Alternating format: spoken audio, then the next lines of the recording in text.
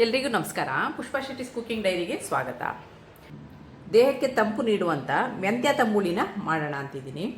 ನಾನಿಲ್ಲಿ ಮೆಂತ್ಯ ತಂಬುಳಿ ಮಾಡಲಿಕ್ಕೆ 1 ಟೀ ಸ್ಪೂನ್ ಮೆಂತ್ಯ, 2 ಬ್ಯಾಡಗಿ ಚಿಲ್ಲಿ, ಅರ್ಧ ಕಪ್ನಷ್ಟು ತೆಂಗಿನ ತುರಿ.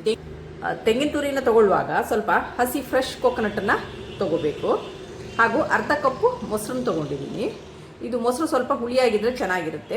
ಮೊಸರು ಇಲ್ಲ ಅಂದರೆ ಮಜ್ಜಿಗೆನೂ ತೊಗೋಬೋದು.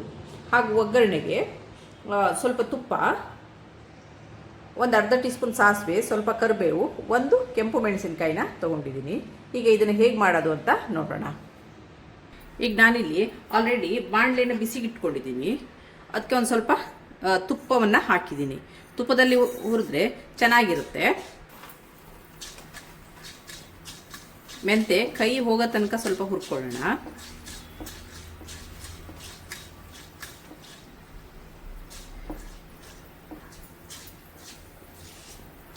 ವೀಕ್ಷಕರೇ, ಇಲ್ಲಿ ಮೆಂತೆನ ಈ ಥರ ಕೆಂಪುಗೆ ಹುರ್ಕೊಂಡಿದ್ದೀನಿ. ಇದನ್ನೊಂದು ಪಾತ್ರೆಗೆ ಟ್ರಾನ್ಸ್ಫರ್ ಮಾಡ್ಕೊಳ್ಳೋಣ. ನೋಡಿ, ಈ ಥರ ಕಲರು.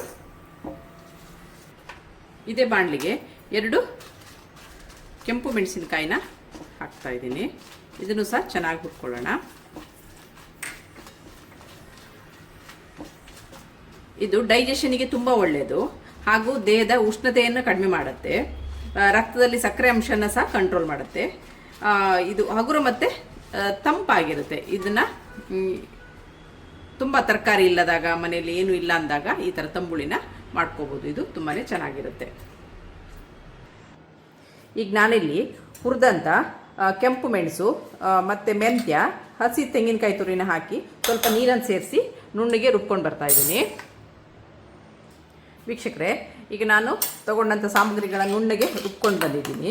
ಇದಕ್ಕೆ ಸ್ವಲ್ಪ ರುಚಿಗೆ ತಕ್ಕಷ್ಟು ಉಪ್ಪು ಹಾಗೂ ಮೊಸರನ್ನು ಸೇರಿಸಿ ಒಂದು ಸುತ್ತು ತಿರ್ಕೊಂಡು ಬರೋಣ.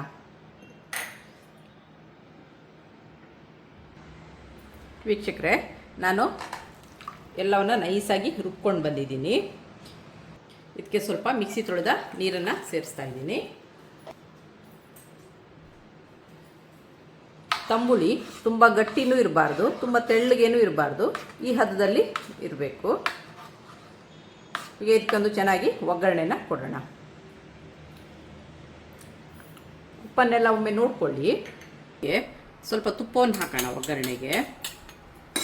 ಈಗ ತುಪ್ಪ ಬಿಸಿಯಾಗಿದೆ. ಇದಕ್ಕೆ ಸಾಸಿವೆನ ಹಾಕ್ತಾ ಇದ್ದೀನಿ.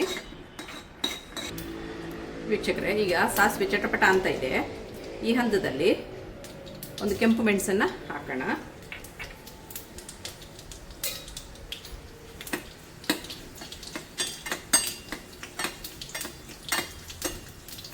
ಕೆಂಪು ಮೆಣಸು ಖಾರ ಬಿಟ್ಕೊಂಡ ನಂತರ ಸ್ವಲ್ಪ ಕರಿಬೇವನ್ನು ಹಾಕೋಣ. ಈಗ ಒಗ್ಗರಣೆನ ಈ ತಂಬುಳಿಗೆ ಸೇರಿಸೋಣ. ಈ ತಂಬುಳಿ ಹೆವಿ ಆಗಿರಲ್ಲ, ಲೈಟ್ ಆಗಿರುತ್ತೆ. ಸೊ ತುಂಬ ಡೈಜೆಷನ್ ಪ್ರಾಬ್ಲಮ್ ಆದಾಗ ಈ ಥರ ತಂಬುಳಿನ ಮಾಡ್ಕೊಂಡು ತಿಂದರೆ ಆರೋಗ್ಯಕ್ಕೂ ಒಳ್ಳೆಯದು. ಕ್ವಿಕ್ ಆ್ಯಂಡ್ ಈಸಿಯಾಗಿಯೂ ಮಾಡ್ಕೋಬೋದು. ಹಾಗೂ ನಿಮಗೆ ನನ್ನ ಈ ರೆಸಿಪಿ ಇಷ್ಟವಾದಲ್ಲಿ ಪುಷ್ಪಾ ಶೆಟ್ಟಿಸ್ ಕುಕಿಂಗ್ ಡೈರಿ ಇದಕ್ಕೆ ಒಂದು ಲೈಕ್ ಕೊಡಿ, ಶೇರ್ ಮಾಡಿ, ಕಮೆಂಟ್ ಮಾಡಿ. ಸಬ್ಸ್ಕ್ರೈಬ್ ಆಗಿಲ್ಲ ಅಂದರೆ ಸಬ್ಸ್ಕ್ರೈಬ್ ಆಗಿ. ಹಾಗೂ ನಿಮ್ಮ ಫ್ಯಾಮಿಲಿ ಮತ್ತು ಫ್ರೆಂಡ್ಸ್ಗಳ ಜೊತೆನೂ ಹಂಚಿಕೊಳ್ಳಿ. Thanks for watching.